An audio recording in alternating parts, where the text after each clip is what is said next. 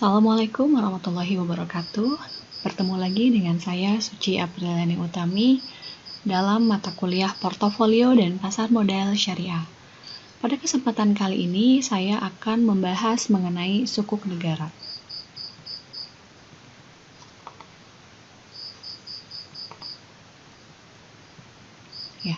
Apa yang akan saya bahas pada saat ini yaitu yang pertama, bagaimana itu karakteristik sukuk, kemudian definisi dari sukuk negara, perkembangan sukuk negara, dan mekanisme penerbitan sukuk negara. Nah, apa itu sukuk? Sukuk itu adalah efek syariah berupa sertifikat atau bukti kepemilikan yang bernilai sama dan mewakili bagian yang tidak terpisahkan atau tidak terbagi atas aset yang mendasarinya. Nah, kemudian ada yang disebut dengan underlying asset. Apa itu underlying asset? Underlying asset adalah aset yang dijadikan sebagai objek atau dasar penerbitan sukuk. Aset yang dijadikan underlying itu dapat berupa barang berwujud seperti tanah, bangunan, proyek bangunan, atau aset tidak berwujud seperti jasa atau hak manfaat atas aset. Nah, bagaimana karakteristik sukuk? Karakteristik sukuk diantaranya yang pertama, memerlukan underlying asset sebagai dasar penerbitan. Kemudian, yang kedua, merupakan bukti kepemilikan atas underlying asset. Yang ketiga, imbal hasil yang diberikan berupa upah, sewa, selisih harga lebih, atau bagi hasil sesuai jenis akad yang digunakan dalam penerbitan. Yang keempat, terbebas dari unsur riba, gharar, dan maisir. Yang kelima, penggunaan dana harus sesuai dengan prinsip syariah. Nah, di sini ada jenis sukuk negara untuk investor individu. Di antaranya ada sukuk negara retail dan sukuk tabungan, ya, sukuk tabungan negara. Nah, di sini perbedaannya adalah yang pertama, untuk investor itu minimum pemesanannya adalah 5 juta, ya. Jadi investornya itu warga negara Indonesia. Untuk sukuk negara retail itu minimum pemesanannya adalah 5 juta. Kemudian untuk sukuk tabungan itu minimum pemesanannya adalah 2 juta. Sedangkan maksimum pemesanannya itu 5 miliar untuk sukuk negara retail dan 5 miliar juga untuk sukuk negara, ya, sukuk tabungan negara. Nah, di sini jangka waktunya 3 tahun dan 2 tahun, ya.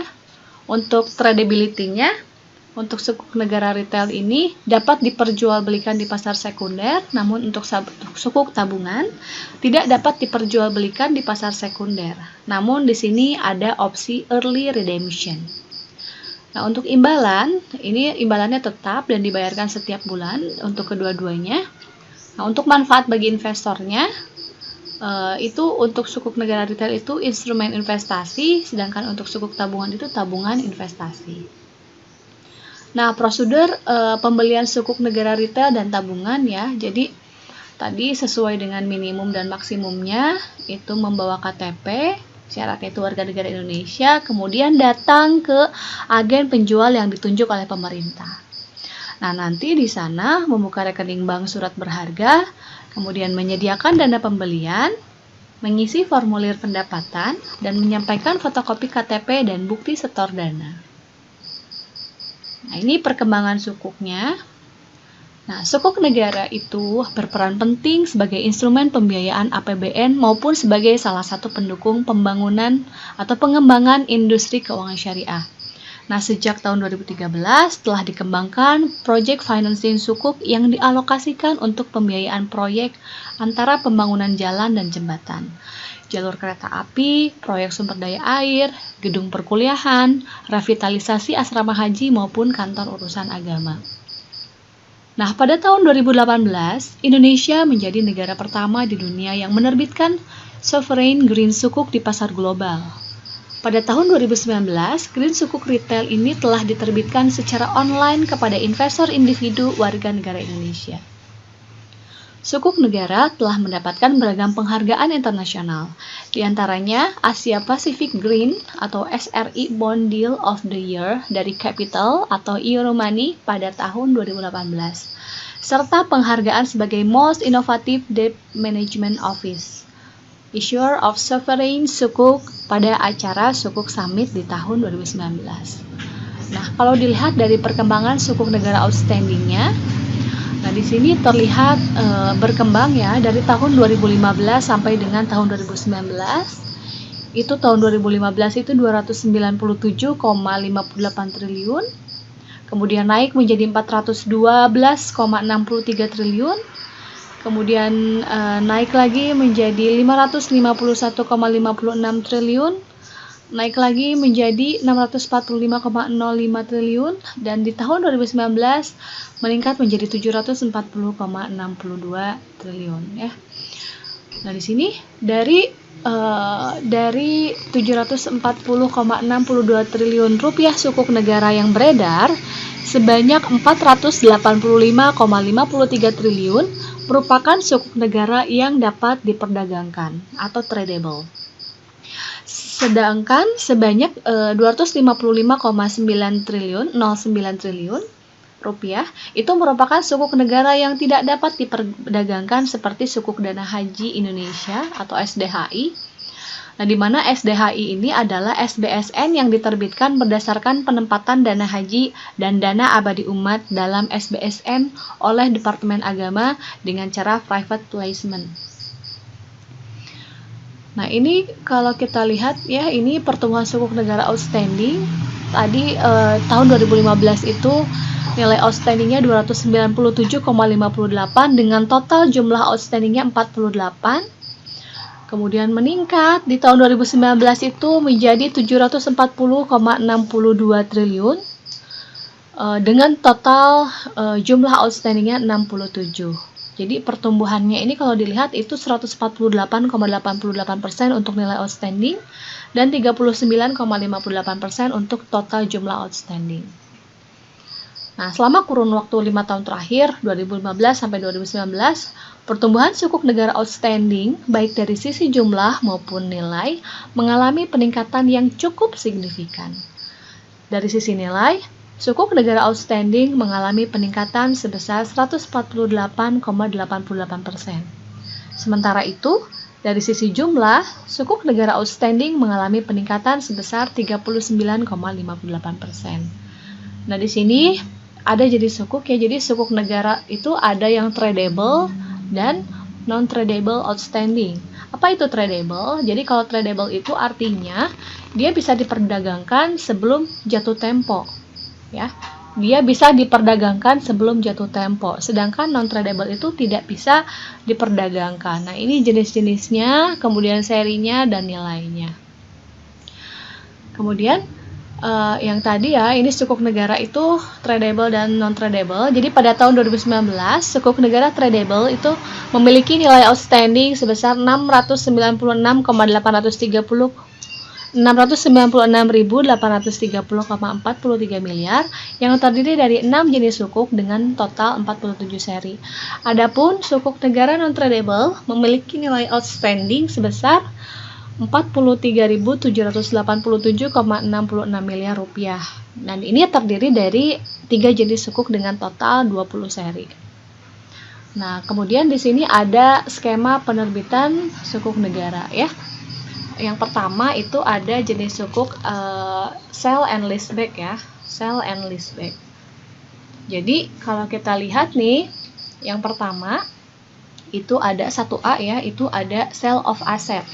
Nah, sale of asset itu apa? Sale of asset itu penjualan hak manfaat barang milik negara atau BNN oleh pemerintah kepada perusahaan penerbit SBSN untuk digunakan sebagai aset SBSN ya. Ini dengan menggunakan akad bayi. Nah, ini 1B, ini ada sukuk issuance ya. Sukuk issuance itu penerbitan SBSN oleh perusahaan penerbit SBSN sebagai bukti atas penyertaan atau kepemilikan investor terhadap aset SBSN. Nah, kemudian di sini ada proses ya di 1C ini pembayaran atas sukuk. Jadi dana hasil penerbitan SBSN dari investor atau pembeli SBSN kepada perusahaan penerbit SBSN.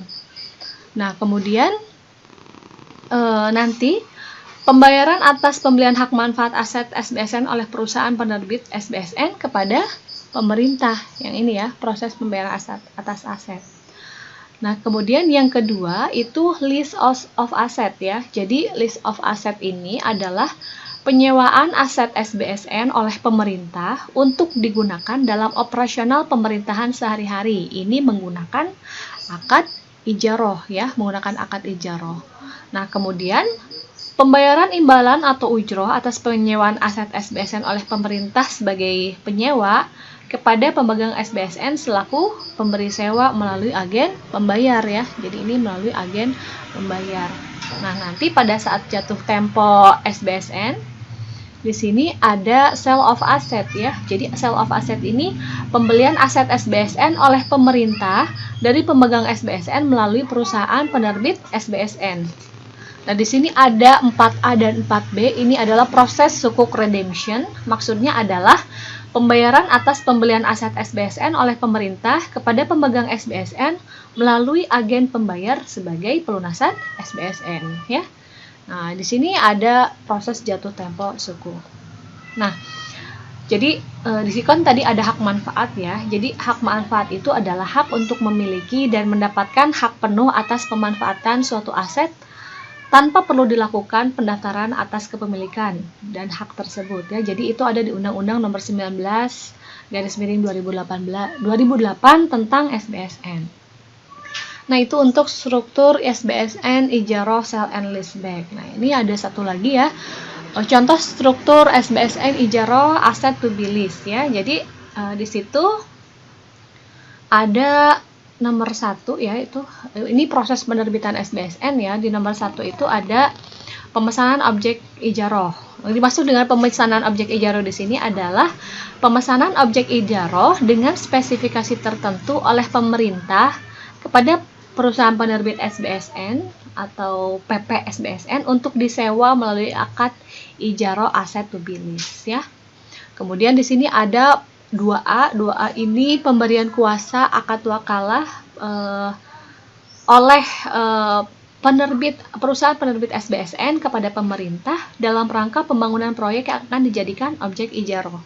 Kemudian ada 2B ini akad bai atas balang milik negara jika diperlukan. Jadi di sini maksudnya adalah pembelian atau akad bai tanah dan atau bangunan yang berupa barang milik negara yang akan dijadikan sebagai bagian objek ijaroh kalau diperlukan ya.